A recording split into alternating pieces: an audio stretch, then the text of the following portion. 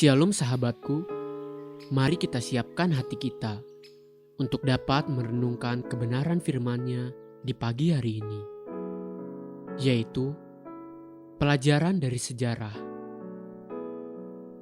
Mari kita buka Alkitab di dalam kitab Mazmur 78, ayat yang pertama sampai yang ke-8.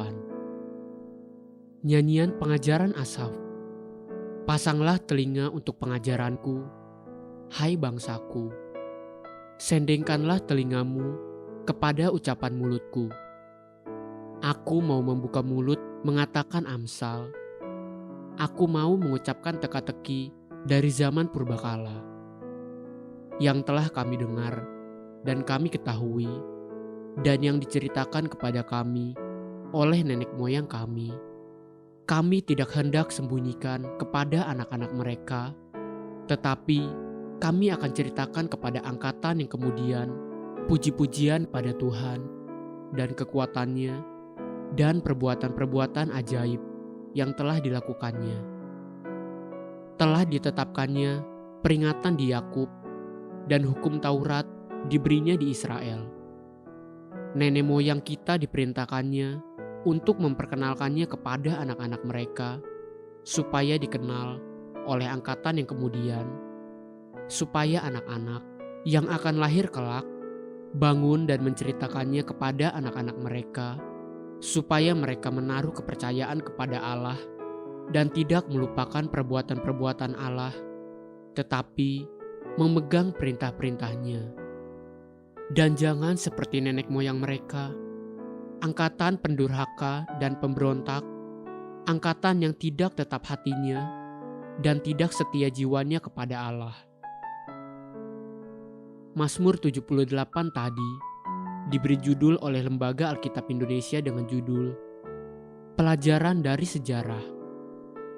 Asaf di salah satu mazmurnya menceritakan kepada keturunan-keturunan yang berikut satu kisah kemahakuasaan Tuhan, kebaikan Tuhan, dan kesetiaan Tuhan di masa-masa yang lalu, bahkan di masa-masa purbakala, supaya semua keturunan dan bahkan keturunan yang akan datang nanti bisa mengerti dan memahami semua kejayaan Tuhan.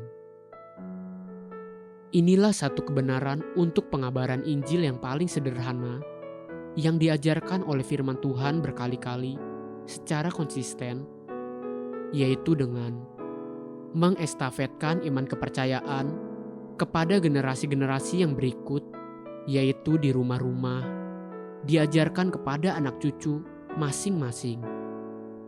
Dengan demikian, pengenalan akan Tuhan itu tertanam di hati keturunan yang berikut.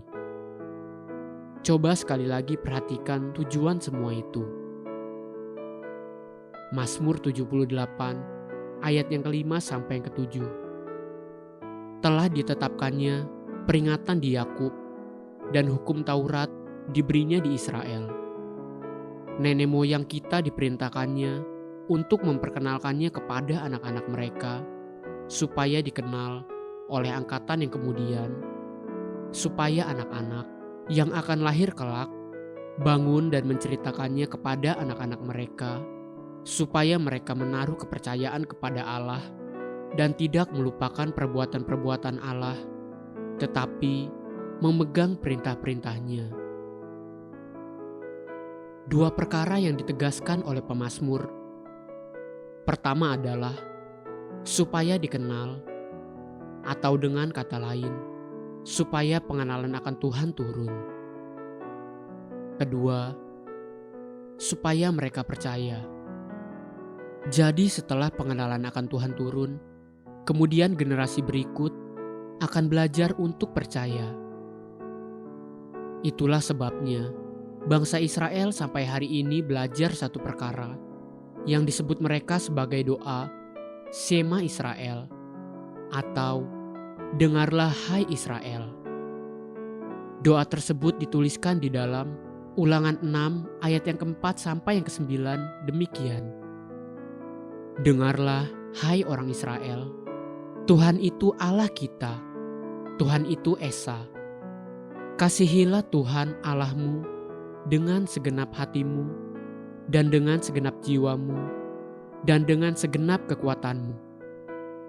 Apa yang kuperintahkan kepadamu pada hari ini, haruslah engkau perhatikan, haruslah engkau mengajarkannya berulang-ulang kepada anak-anakmu, dan membicarakannya apabila engkau duduk di rumahmu, apabila engkau sedang dalam perjalanan, apabila engkau berbaring, dan apabila engkau bangun.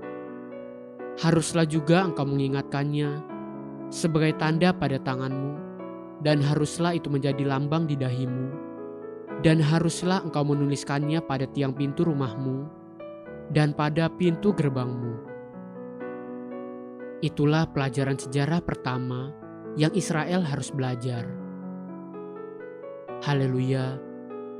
Sahabatku, mari kita sama-sama berdoa. Terima kasih Bapa Surgawi. Aku mau terus belajar dan meneruskannya kepada anak cucuku. Amin. Jesus loves you and so do I.